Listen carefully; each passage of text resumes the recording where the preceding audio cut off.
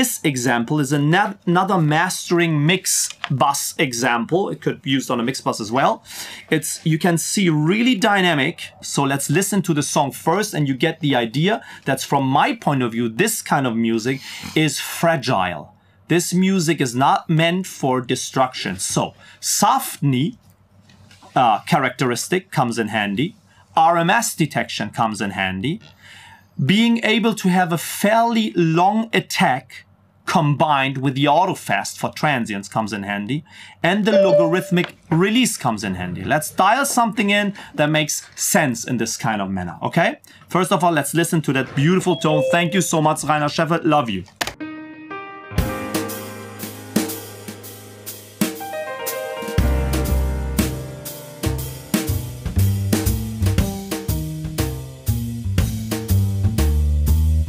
Starting Friday town, the night of really plight,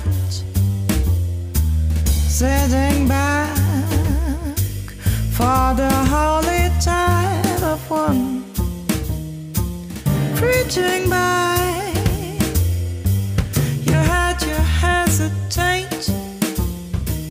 Thank you so much. I don't want to go into too much detail, but listen to the drop when it changes. Nice goosebumps, Oliver wrote. Yes, that's the same intention I have. Thank you so much. Listen to how it changes.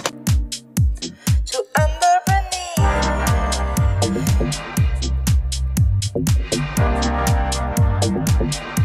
To under beneath. Or as we say, genius! So I would say let's hop in and go into a neat LUFS reading. So minus 21.5 should be something. Really plight, sitting back for the holy tide of one, preaching by, you had your hesitate. In this case, you can hear clearly I engaged just a warm mode from the last setting, and it was a little bit like clamping down this beautiful highs that he had in. This treble, which sounds so airy, because when she's singing, you want to hear that air, you know, the 14K, the 13, 12K, you want to hear it. And all of a sudden, I would say this is not the right setting for this kind of music. Okay, so let's go full commando here. Wet, and let's dial in some beauty. So as I said, logarithmic release, I want to try that first. Auto fast on the massive transients. This might be something that we call a stupid peak. We call it that way. That means that is an electronic peak, really fast, but has nothing to do with the music. This is not attack or something. This is like engaged over the time, and it doesn't sound as good because it kills headroom, as you can see.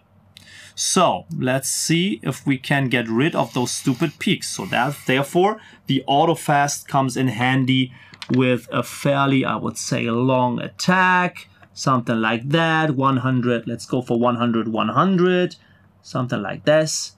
1 to 3 point ratio, and crank the threshold. Here we go. Sitting back for the holy tide of one, preaching by, you had your hesitate. I have to do a little loop for just to showing you guys this little section that I mentioned. Let me just do it like this. Or as you would say, do it like a brother, do it like a dude. Like this, and highlight it in blue color. Look at this transient. Let us get it first without the auto fast, but with a fairly high attack. You had your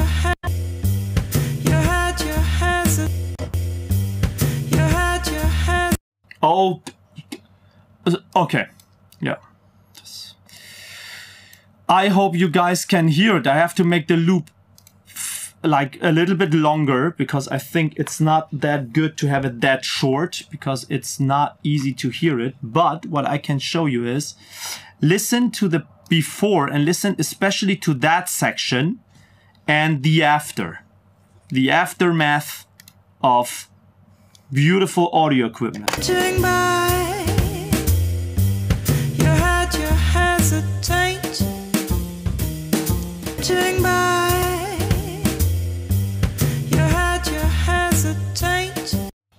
No stupid transient anymore.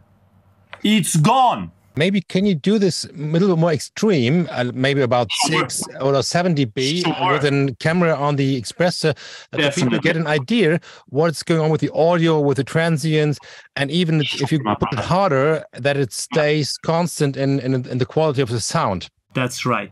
That is something neat as well with this device. Let's listen. Turning by, you had to hesitate. Turning by, you had to hesitate. Turning by, you had to hesitate. Turning by, you had to hesitate. It sounds ridiculous. Yeah, did you see the gain reduction? I'm sorry. That is, for me, a very good example. Thank you for this, because this is one of the hardest stuff for a compressor here. So we have acoustical stuff, we have short transients, but we have in the background some piano stuff going on. And if you have what might be compressors with a peak detection in there, it's not possible. So from my experience, because it starts to pumping, it will react too much to the transients here. And this is an example that an RMS compressor could be quite fast. So with these integrated functions like out of phase and lock release, for the short moment of that transient, the compressor really fast and then go back to that smooth setting for the rest of the song.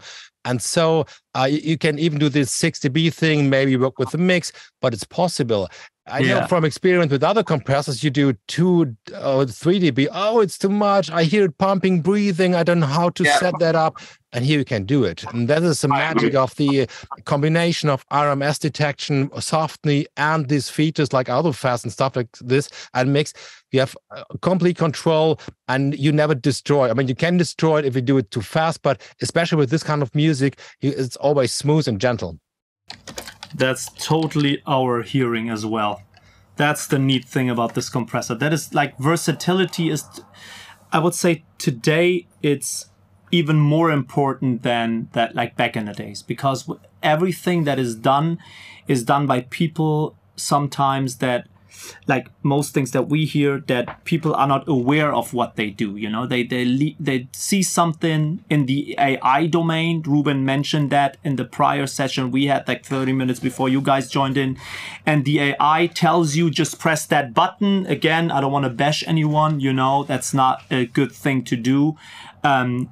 And then all of a sudden it sounds mixed and mastered, and it's so squashed, and the multiband compressor and the compressor and I don't know what else is like really trying to get the stuff so compressed that you have an idea of how the music nowadays sound. And you say, yes, that's this is the right thing. Then you listen to good speakers in a good environment, in a good studio, and it sounds whack. There is no three-dimensional situation whatsoever. The music is not breathing at all. It sounds horizontal, and sometimes I call it the opposite banana, basically. What you sometimes want from music is like the phantom center has to stick out, has to be in front of you, talking to you.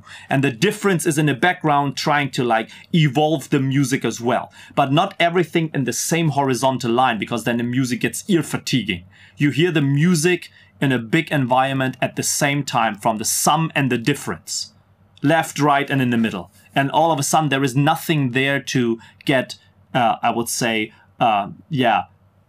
crazy about, get hyped about, because the music sounds so flat.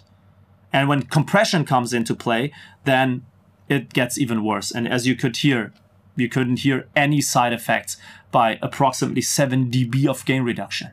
That is crazy on a jazzy-ish track. That makes it so neat. And we used it. I'm sorry. Yeah. let's go to the section where the drums are kicking in, where it gets a little bit housey. Let's see if that same setting works, you know? Sometimes you have the problem, oh, I have a setting for that one section, and on the other section it doesn't work, okay? So, same setting that Ruben provided to us. Let's see how it sounds. Be half in the sea.